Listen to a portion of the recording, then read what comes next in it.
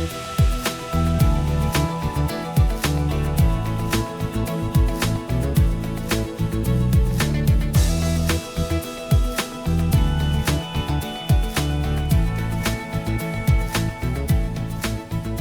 evening, and welcome to our second edition of Beyond the Politics, a regular look at the happenings right here in the Quinte region and the people who are making it happen behind the scenes and, in this case, in front of the camera.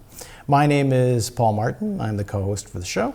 Joining me first, as always, is regular columnist for the Belleville Intelligencer, Colin Mackay. Thank you. Thanks for the introduction. And our special guest for this show is someone who needs no introduction to most people in the Quinte region, Mayor of Quinte West, Jim Harrison. Jim, thanks for joining us. You're welcome.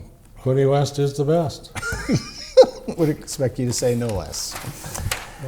I agree, totally agree. Turning to something I know you have a passion for, hockey. Hey. Yeah. The only game in town was the game that was actually in town earlier today. Well, so talk about the series. It was in Wellington, but it was... Game one was in Wellington. Yeah, game one. Yeah, that's right. Yeah, it's an 8-game series, Hasty Pea Cup. That's what it's called, and... Wellington Dukes, Trenton Golden Hawks. Wellington Dukes, Trenton Golden Hawks. I wonder who you're cheering for. Yeah, tough question. Who am I cheering for? Yeah. Well, I have a lot of respect for all the people involved with those two teams and those organizations. They put together a great simple structure of a few games. But I'm hoping, as a mayor, that what the policies that they put together, the categorizing and the keeping track of every player and what they've done and what they do and how they are and having them tested and so on. I hope this shows other people that it can be done, and it can be done properly. You mean other hockey people? Other hockey people, yes. Yeah, try to sort it out. Talking about the unexpected, the Santa Claus parade. That's something that I have been to many Santa Claus parades in downtown Trenton and in Frankfurt in past years. My wife has done our float for Santa Claus parade in Quinte West for, I'd say, 12 to 14 years. Wow. All by herself. That's a lot of dedication. Yeah, and it takes a lot of time. So, Jim, do you think you work with the chamber for that, do you not, with the parade? A little bit? For people who don't know, most would by now, but of course, the parade had to be canceled this year. It was originally going to be redesigned to be something like what Belleville was proposing, where it was a static parade that people would drive by it. But can you tell us about the thinking and what had to happen? Well, along with the chamber, we support the chamber, and they felt that you couldn't control the crowd.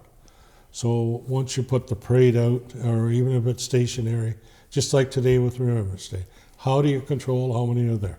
So rather than get into that situation, we decided that the safest way for all of us was to cancel the parade. And I think it's a good decision. That's to keep everybody safe. Hopefully Santa Claus can still come and visit you or me.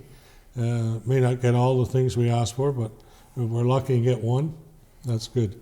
But this year is one of those years where you have to err on the side of caution.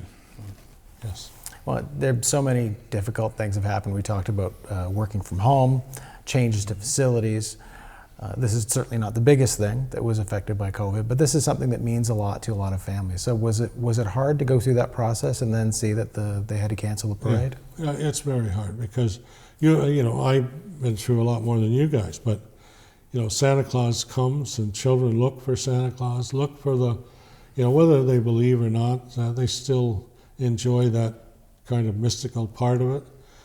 And you know that, I know that. So it is tough, and it was tough, and it still is tough. You still question yourself, did I do the right thing? Or have we done the right thing? I think we have, because we've proven to everybody that if you follow those simple rules that have been established, you can keep your numbers under control. You see on television where hospitals and emergency and so on are filled beyond capacity. The first frontline workers are exhausted. They can't keep just can't keep it doing. Your long-term care homes are going to demand. But would you agree that the decisions that you're making has made it safe here, and that therefore our hospitals are fine? That's right.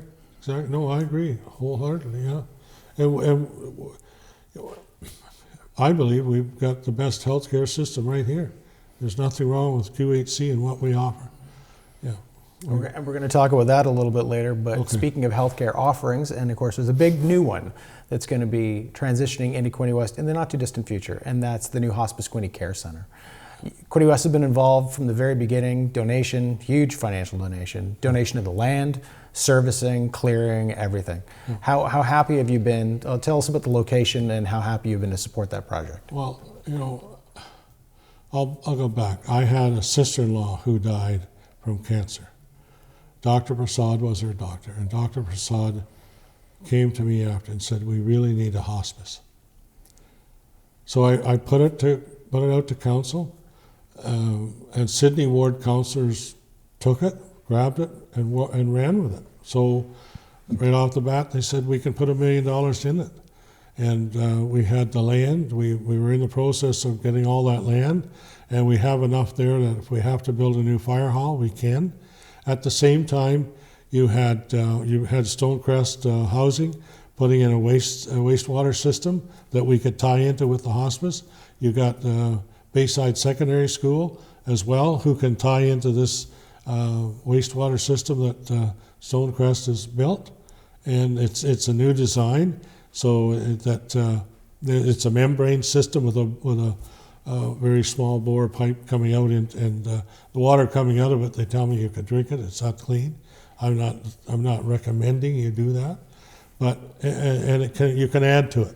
It's a system that you can add to, and they've got the capacity to do that. So that all fits together with the hospice. The location is between Vowell and Quinte West, so that both areas, it can be used by people in the Quinte area. Not any one city has a priority over its use.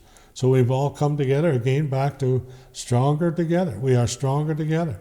And John Williams and his family, I have to commend them for the support that they put towards the hospice.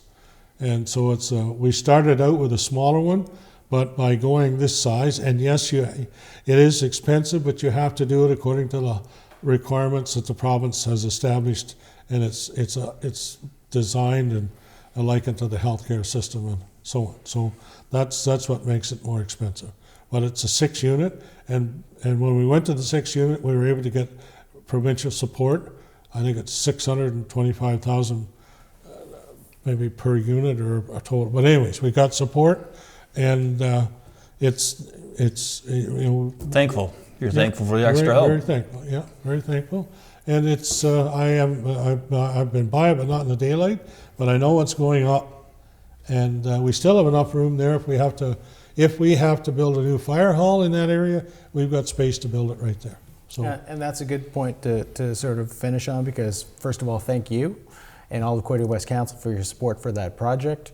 It's so needed. It's going to free up ALC beds in the hospital for those people. It's a much better environment for people at the end of their life to be with their families in a more comfortable place. They shouldn't have that happen in a hospital. Yeah. And less than a minute to go. Thank you again for coming for this week, but I don't let anyone leave before I ask a little further into the future. So of course we talked about the budget for next year, but 2022 is coming up, and there'll be a municipal election that year as well. Have you decided what you're doing yet? Well, if my health is good and I'm still good, and my wife is healthy, because I'm maybe not an ordinary guy, but I need her every day. Yeah. So depends on my health and everything. If I'm healthy, sure, I likely will run again. Throw your hat in again? Throw the hat in again. If I'm not, definitely won't. That's the clearest answer we could possibly get. Thank you so much, Jim Harrison. Yeah. Thank you, Jim. Let me thank you guys too, because I really appreciate the opportunity to get out facts and get them out accurately. So thank you very much. This has been Beyond the Politics.